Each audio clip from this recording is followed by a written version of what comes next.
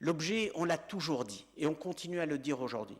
Notre ambition est de fédérer toutes les bonnes volontés, parce que personne ne pourra gouverner seul, et encore moins aujourd'hui dans l'état de dispersion du Front démocratique.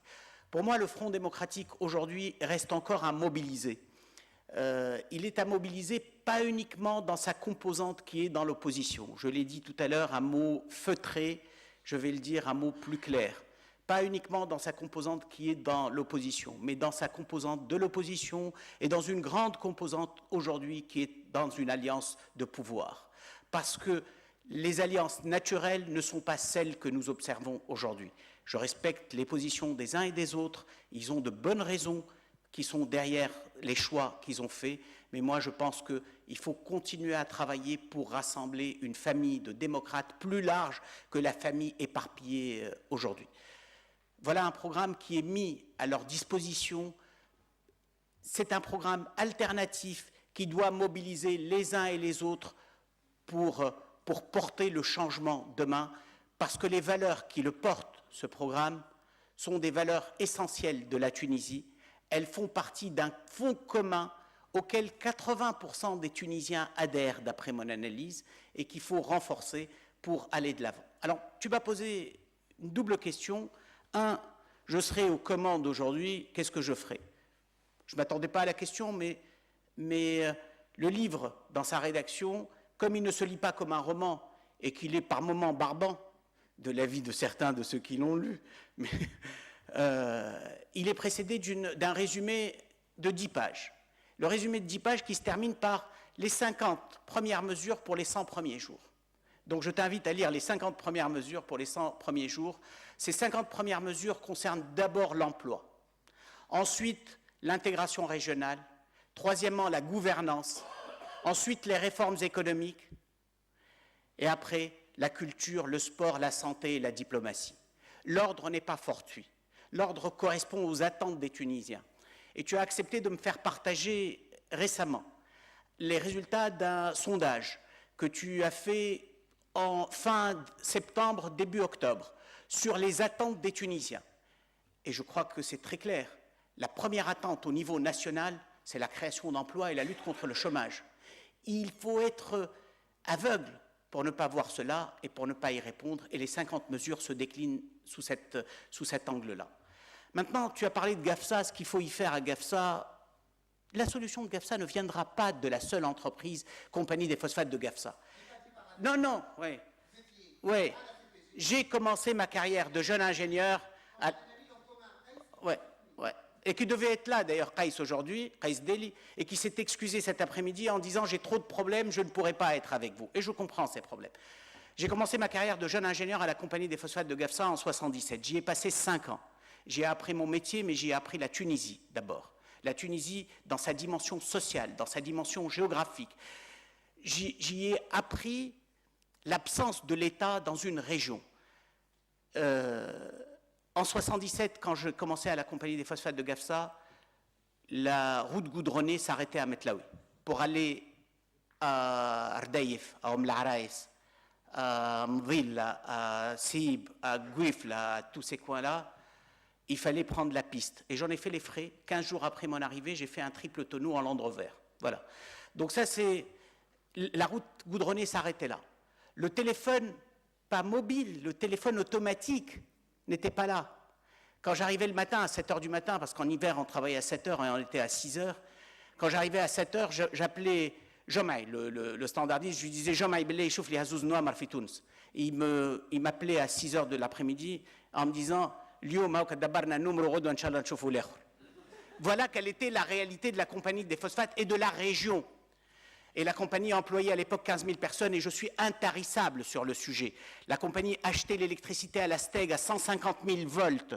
Elle l'a transformée elle-même de 150 000 à 30 000, de 30 000 à 5 500 et de 5 500 à 380 et 220. Et elle distribuait, elle, l'électricité à un bassin de 200 000 personnes. Elle n'était pas compétente pour faire cela, mais elle le faisait parce que l'État était déficient. Elle distribuait l'eau à la place de la Sonned. Elle n'était pas compétente. Et je ne vous dis pas le gaspillage que c'était, la mauvaise distribution que c'était, mais elle palliait à l'absence de l'État. Le chirurgien à la compagnie des phosphates ou à Metlaoui n'était là que parce que la compagnie des phosphates lui donnait un deuxième salaire à côté du salaire du ministère de la Santé. Le pharmacien n'était là que parce que la compagnie des phosphates lui donnait le local dans lequel il s'installait.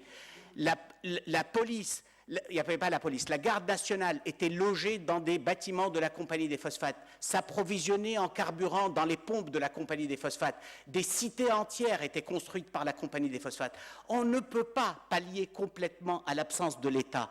Aujourd'hui, on demande encore à la compagnie des phosphates de recruter, de résoudre le problème de la région. Depuis le début de l'année, entre recrutement direct et recrutement à travers les sociétés dites d'environnement, mais qui sont un camouflage pour dire nous payons des salaires contre rien en contrepartie, ont atteint plusieurs milliers, je ne veux pas dire de bêtises, mais c'est au moins 4 à 5 000 postes d'emploi qui ont été créés depuis le début de l'année. Aujourd'hui, on met encore la compagnie à créer 4 000 postes d'emploi. C'est vrai que les entreprises ont une responsabilité sociale et environnementale, mais là, en l'occurrence sociale, et qu'il est de leur responsabilité de participer au développement des régions, mais à vouloir trop charger la bête, on risque de tuer la compagnie des phosphates dans un environnement international. Cela dit, je suis particulièrement sensible à toutes les difficultés de tous les jeunes de cette région que je connais parfaitement et où je suis retourné au moins à 2 reprises depuis le mois de mai. Une première fois, fin mai, mon premier déplacement à l'intérieur du pays, je l'ai fait à Gafsa pour aller rencontrer les jeunes, les moins jeunes, écouter leurs doléances, échanger avec eux, voir si on était dans la bonne direction ou si on se trompait dans nos analyses. Au mois de septembre, je crois que c'était en septembre, oui, je suis revenu à Tozeur. Et j'ai encore d'autres rendez-vous avec la région parce que j'ai un attachement particulier avec cette région. Je mesure toute la détresse de ces jeunes, toute la détresse économique, sociale, politique, mais en même temps, on ne peut pas mettre tout cela sur le dos de la compagnie des phosphates. L'État doit assumer ses responsabilités.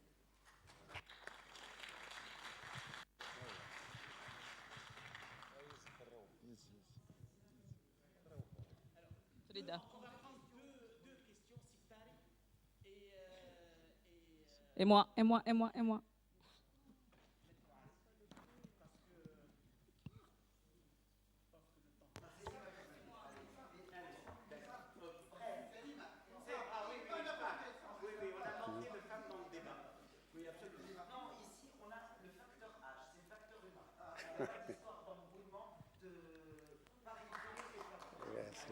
Merci. Nourdine Khtari. Je voudrais rebondir sur Gafsa, que je connais, pour avoir travaillé pendant 10 ans à la compagnie des phosphates, juste avant vous. À Tunis. À Tunis, et j'ai passé 4 mois là-bas. Mais j'ai passé quand même 4 mois là-bas. En observant aujourd'hui, qu'est-ce qu'on voit? Il y a un aéroport dans toute la région du sud-ouest. Il y a 2 aéroports internationaux. Celui de Gafsa ne fait rien du tout, il ne reçoit pas de vol. Il est tout neuf, on l'a fait pour plaire à la population qui s'était fâchée à un moment donné. Il y a une zone industrielle près de l'aéroport où il n'y a rien, mais on l'a faite pour plaire à la population. Et c'est une région où il y a la compagnie de Gafsa, il y a la palmeraie de Tozeur et Nafta, c'est pas rien du tout. Il y a une zone touristique qui s'étend jusqu'à Tamerza et Gbelli de l'autre côté. Il y a les ruines de Sbetla qui ne sont pas loin. Il y a des universités. Il y a tout.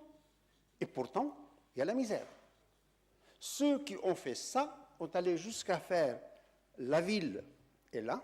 On crée l'aéroport d'un côté et la zone industrielle de l'autre. Ce qui est que là, vous atterrissez, il faudra traverser la ville. C'est un travail d'amateur. Les gens, on pourra recruter 50 000, il y en aura encore davantage. C'est un travail d'amateur. Je serais enclin de reprocher à ceux qui ont conçu et qui ont essayé de mettre en œuvre une politique de développement, d'avoir pas essayé de développer. Ils ont aligné des infrastructures, ils peuvent aligner des projets autant qu'ils veulent. Les gens ne sont pas concernés et ils n'ont pas cherché à intéresser les gens.